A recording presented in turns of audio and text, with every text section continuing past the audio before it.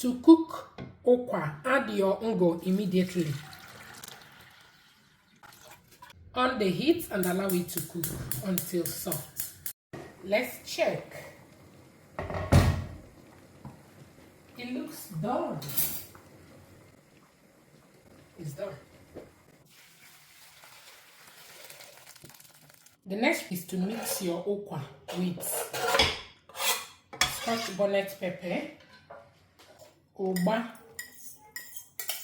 and sweet corn, salt, and palm oil. Now mix and add the remaining ukwa. Mix to combine.